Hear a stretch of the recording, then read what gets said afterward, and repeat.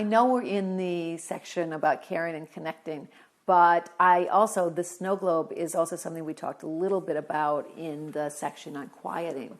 And one of the ways that we can help ourselves calm down while modeling this for our kids or for our students is by picking up the snow globe. This just happens to be a Christmas one that I have around, but you can have all kinds of snow globes that can have anything in there from pretty architectural elements, like I've seen them with the Eiffel Tower, or some are just plain with nothing in them at all.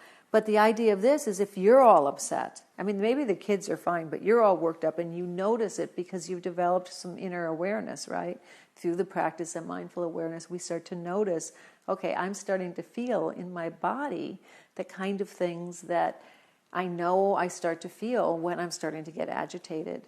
And one of the basic lessons of mindfulness and awareness is that minds change bodies and bodies change minds. So how am I going to try to settle these butterflies in my stomach or this feeling of anger that's coming up? I don't think I'm going to be able to do it in my body right now, but maybe I can do it in my mind. So you're not going to tell all this to the students, but you still have a classroom of students sitting right there, and you can feel yourself starting to get worked up. So you can say something like, this is what my mind feels like right now. Look, now do you think I can see clearly? No, I can't because all of the snow is in there and I can't really see through to the other side. But can you help me? Let's all together put one hand on our tummies, watch the snow, and feel the breathing.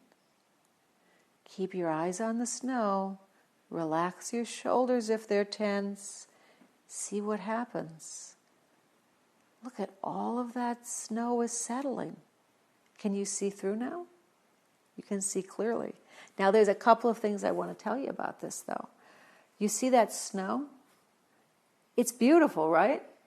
I mean, it's absolutely beautiful. Often we think that the stress or the strain or the thoughts or the emotions that get in our way so we can't see clearly, we think these are bad and we try to get rid of thoughts and thoughts are no good and we just want to clear our mind.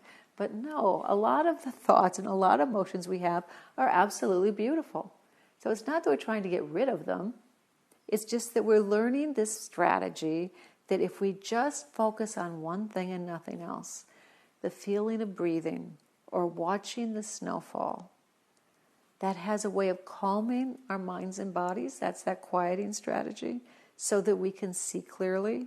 And then here's my last question for you. Did the snow go away? I wish I could tell you that mindfulness would get rid of all of the stress and strain in our lives, but it doesn't. The snow is still down there at the bottom, but it does give us a way to handle the ups and downs of daily life and still go about our day and feel more calm and see clearly.